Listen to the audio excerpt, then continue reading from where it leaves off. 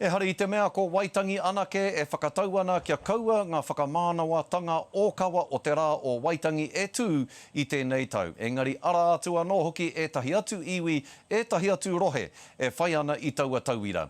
Kei o hine mutu I o Rotorua a te o Kiwa McLean e tatari mai ana ko ia te wāhi e whakahaere ai a te arawa I ana kaupapa whakanui I te rā o waitangi I te nuinga o ngā tau. Nō reira, e te tuakana, te o Kiwa, kai a koe.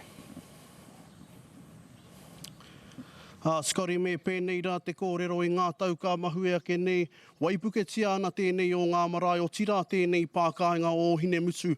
E te mahi a te tangata ki te whakanui, ki te whakamahara I ngā rā o waitangi I ngā tau ka mahuea ke nei. Engari he rereke te kaupapa I tēnei tau, e whakatika ana, e whakarite ke ana te kāhui ma te uru tā o te arawa, ki te tuku atu I te kanoara I tuatoru ki ngā hapori o konei, I nā hoki rā te hia miriona tāngata e āhei ana ki te tiki, te pūwerotanga tuatoru I te rānei.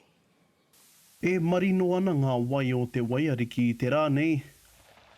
Engari ka waipuketia e te mahi a te tangata, hei te mutunga wiki nei. Our whole focus in Te Aroha is obviously to get our numbers up. And to do that, you know, we're doing well now, but we need to do more. We have these two. E whakatika ana te kāhui ma te uru tā o te arawa ki te tuku atu I te kanoara I tuatoru ki te hia mono tāngata I tēnei mutunga wiki.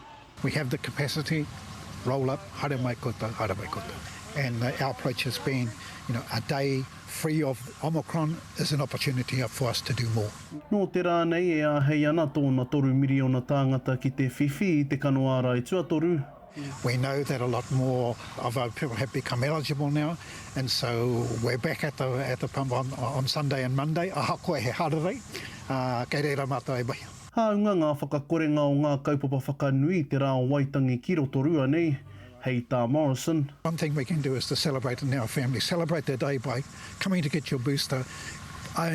Mauri o mai tēnā o Tamariki, nā rātou e hea nei, haere mai. I nā rā te manako nui kia omi kōna kore te rohe o te waiariki. Waru te kau mā whā ōrau katoa ngā Māori I tēnei o ngā rohe kua whai I te pūwerotanga tuatahi. Engari tērā tonu te waru te kau mā whā ōrau kua whai I te pūwerotanga tuarua. Engari ahakoa kei raro tonu tērā I te whainga mā tuatua o te kāwanatanga rā kia eke ki te iwa te kau ōrau. E whakahau ana e āki pautekaha ana te kāhui ma te uru tā o te arawa. I ngā whānau o te hapori nei kia haere rātau I tēnei mutunga wiki kia whai I te pūwerotanga tuatoru. Scotty.